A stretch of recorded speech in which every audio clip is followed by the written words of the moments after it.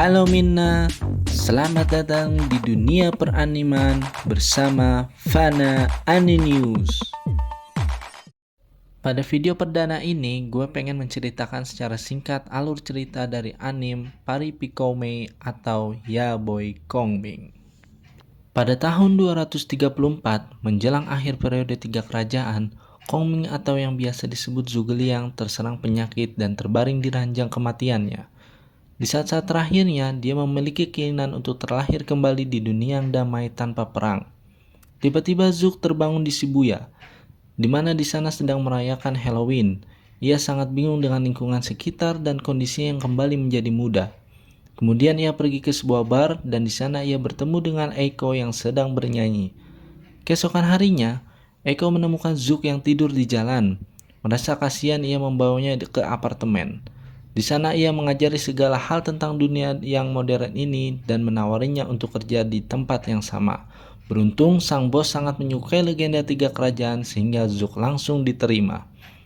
Setelah shift mereka berakhir, Eiko bercerita bahwa dia pernah mempertimbangkan untuk bunuh diri. Tetapi mendengar seseorang bernyanyi memberinya motivasi untuk tetap hidup, menjadi penyanyi yang dapat menginspirasi orang lain juga. Namun sejauh ini dia gagal dalam setiap audisi yang dia lamar dan berpikir untuk berhenti. Zook kemudian menawarkan jasanya sebagai ahli taktik untuk membantu Eiko mencapai mimpinya. Eiko ingin sekali tampil di panggung terbesar Jepang bahkan dunia. Namun ia tidak memiliki jumlah follower di medsos yang banyak sehingga namanya belum dikenal. Zook menyarankan Eiko untuk pergi ke konser penyanyi terkenal Mia Iriomote. Ketika di konser Mia, Eiko tidak hanya menonton konser namun pergi menemuinya. Tidak disangka Eiko malah diberikan panggung. Zook menyadari ini adalah jebakan sehingga ia menyiapkan strategi agar penampilan Eiko dilihat banyak orang. Dengan kepintaran Zook, penampilan Eiko berhasil membawa banyak penonton dan Eiko menjadi lebih terkenal dan menambah followernya di medsos. Untuk memanfaatkan kinerja Eiko yang sukses, Zook berhasil meyakinkan festival musik lokal untuk memberikannya panggung. Namun karena Eiko masih amatir, dia diberi panggung kecil yang tidak biasa dan dijadwalkan untuk tampil pada saat bersamaan dengan Jet Jacket yang tampil di panggung utama. Zook mulai mempelajari tentang band Jet Jacket dan membuat suatu strategi. Pertama, ia berhasil menipu lawannya dengan berpura-pura bahwa peralatan nyanyi Eiko rusak. Kedua, tahu penyanyi utama mereka memiliki tenggorokan yang sensitif dan dengan konser besar keesokan harinya, dia tidak akan menyanyikan lagu khasnya untuk festival tersebut. Zook memanfaatkan kelemahan dan kelengahan lawan ini sehingga ia berhasil membuat konser Eiko dilihat banyak penonton. Dengan ini kepercayaan diri Eiko meningkat dan menarik perhatian produser musik besar. Eiko dan Zook didekati oleh Tsuyoshi Kondo, salah satu penyelenggara festival musik berpengaruh di dunia. Terkesan oleh potensi Eiko, dia menawarkan satu dari dua pilihan. Pertama, mengambil tempat di festival musik lokal dengan perkiraan kehadiran 10.000 penonton. Atau kedua, festival besar yang disebut Summer Sonia dengan perkiraan kehadiran 300.000 penonton. Namun agar memenuhi syarat untuk mendapatkan tempat di Summer Sonia, media sosial Eiko harus mempunyai minimal 100.000 like sebelum festival dimulai. Hal ini terlihat mustahil bagi Eiko karena saat ini jumlah like yang berhasil ia dapat hanya 1.400. Akan tetapi ia yakin Zook akan membantu, sehingga ia memilih untuk tampil di Summer Sonia. Keesokan harinya, Zook mengusulkan untuk menambah personel seorang rapper dan ia mulai mencarinya. Sedangkan Eiko terus berlatih dan berhasil menciptakan sebuah lagu. Seorang rapper terkenal, KB Taijin, di mana ia sudah memenangkan turnamen 3 kali berturut-turut, namun tiba-tiba berhenti dikarenakan mentalnya down dan membuat dirinya terkena gastritis akut. Ia menjadi incaran Zook untuk menjadi partner Eiko. Zook menantang KB untuk beradu rapper di turnamen yang diselenggarakan oleh BB Lounge tempat Eiko bekerja. Apabila Zook menang, ia harus bersedia menjadi timnya. Namun, apabila Zook kalah, ia akan mengabulkan satu permohonan apapun. KB mengamati pertarungan rap di BB Lounge. Karena merasa tidak nyaman, dirinya ingin pergi. Tiba-tiba dia mendengar Eiko menyanyikan lagu yang mengingatkan saat dia pertama kali menemukan rap, di mana dia mengatasi kecemasan sosialnya dengan bergabung grup rap kecil. Zook kemudian muncul di atas panggung dan menyoroti KB yang mencoba pergi dan sekali lagi memberi tantangan kepadanya. KB terpancing untuk menerima dan dua orang terlibat dalam pertarungan rap yang panas, yang mana disaksikan oleh Sekitoba, Eiko, dan seluruh penggemar rap di BB Lounge. Duel berlangsung sangat sengit dan di sini KB mengeluarkan seluruh kemampuannya sampai akhirnya dinyatakan menang. Anehnya ketika dinyatakan menang, KB sudah tidak sakit perut lagi. Zook bertanya pada KB tentang keinginannya, tetapi dia menjawab bahwa keinginannya untuk kembali ke rap telah dikabulkan. Setelah itu dia memutuskan untuk bergabung dengan Eiko. Tanpa sepengetahuan semua orang, Zook telah memanipulasi seluruh situasi, dimulai dengan menggunakan mata-mata untuk mencari tahu lagu favorit KB, sampai menyelundupkan obat sakit perut ke dalam minuman KB. Kemudian ia menerapkan salah satu siasatnya, di mana cara terbaik untuk membuat musuh pindah ke pihak Anda adalah membujuk mereka dengan sesuatu yang lawan sukai. Rapat strategi untuk mendapat 100.000 like dari satu postingan medsos dimulai.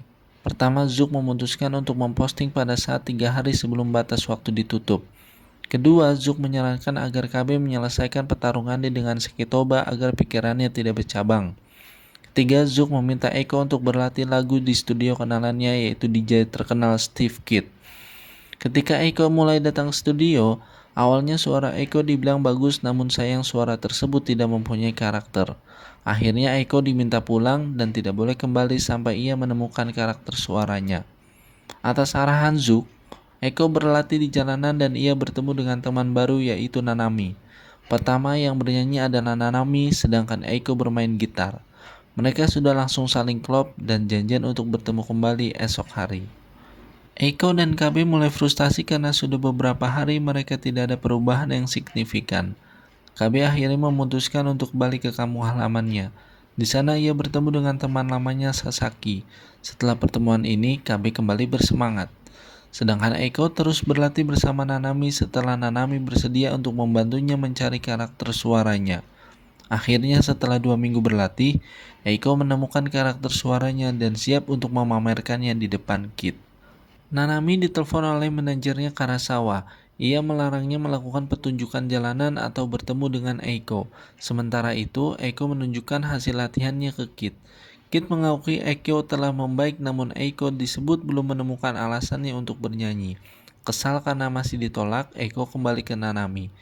Eiko pergi dengan Nanami ke Skydeck atap menggunakan tiket yang diberikan Zook padanya. Di sana, Nanami berterus terang dengan Eiko. Ia mengungkapkan identitasnya sebagai Nanami Kwon, salah satu member Azalea, yang mana band ini menjadi saingan utama Eiko untuk tampil di Summer Sonia. Namun Nanami sebenarnya sangat tertekan bergabung band ini sehingga ia tidak bisa bermain musik yang dia inginkan seperti halnya ketika ia bermain di jalanan. Ketika Nanami bercerita, tak terasa air matanya keluar. Eiko yang sangat canggung dengan situasi ini langsung mengambil posisi untuk bernyanyi. Seketika hati Nanami menjadi tenang, namun ia tetap akan balik ke bandnya karena ia membawa beban tanggung jawab banyak pihak. Ia kemudian menegaskan kepada Eiko bahwa tidak akan kembali bertemu dengannya sebagai teman, namun sebagai musuh. Eiko kembali mendemonstrasikan suaranya ke Kid dan kali ini Kid cukup terkesan sehingga ia mau membuatkan aransemen untuknya. Sementara itu pertandingan KB melawan Sekitoba dimulai. Sekitoba yang terkejut dengan peningkatan KB akhirnya mengakui kehebatannya. Dengan ini KB keluar sebagai pemenang. Di sisi lain, Karasawa mengumumkan bahwa Azalea akan mengadakan konser kejutan di Shibuya dengan hadiah jutaan yen untuk mengamankan 100.000 like mereka. Nanami tidak nyaman dengan ide untuk membeli like ini, tetapi tidak dapat memaksa dirinya untuk menentang Karasawa. Aransemen berhasil diselesaikan Kid. Eiko pun langsung memulai rekaman. Hasilnya sangat luar biasa, sampai-sampai Zook terbawa oleh ingatan masa lalu, ketika awal mula ia sumpah setia kepada Liu Bei. Selama beberapa hari berikutnya, dan dengan bantuan dari KB, Eiko terus meningkatkan nyanyiannya dan memutuskan judul lagunya yaitu Dreamer. Hari diadakannya konser kejutan dimulai. Baik Zook maupun Karasawa sama-sama memulai strateginya. Para masyarakat sudah berkumpul di Shibuya untuk menunggu Azalea. Mobil Eiko datang duluan dan memulai konser dengan lagu dari Azalea dan memunculkan QR Code. Orang-orang mengira itu adalah Azalea yang asli, berbondong-bondong datang dan men-scan QR Code-nya. Baru mendapat 70.000 like, tiba-tiba mobil Azalea yang asli datang dan langsung memulai konsernya. Eko pun langsung diteriaki penipu dan hampir enggan bernyanyi. KB langsung beraksi dengan rapnya dan mencoba memprovokasi orang-orang bahwa Azalea yang di sana juga palsu. Azalea pun mentok di 98.000 like. Dengan adanya kericuan ini, akhirnya Eiko beraksi dengan menyanyikan lagu barunya yaitu Dreamer. Para penonton mulai tertegun dengan lagu tersebut. Karasawa mulai panik dan meminta Nanami untuk menyanyikan lagu baru dari Azalea. Namun Nanami tidak menggubris perintah tersebut karena ia tersadar dengan lagu barunya Eiko. Akhirnya ia dan teman-temannya melepas topeng Azalea sambil menangis dan menyesal. Kemudian ketika Eiko selesai menyanyi, mereka memainkan lagu lama mereka yang sesuai dengan karakter. Eiko maupun Azalea akhirnya berhasil mendapat 100.000 like sebagai syarat untuk bisa tampil di Summer Sonia. Mereka pun sama-sama merayakan keberhasilan di BB Lounge dan bahkan berkat kecerdasan taktik Zook, Karasawa juga ikut tersadar dan mengizinkan Azalea memainkan musik kesenangan mereka.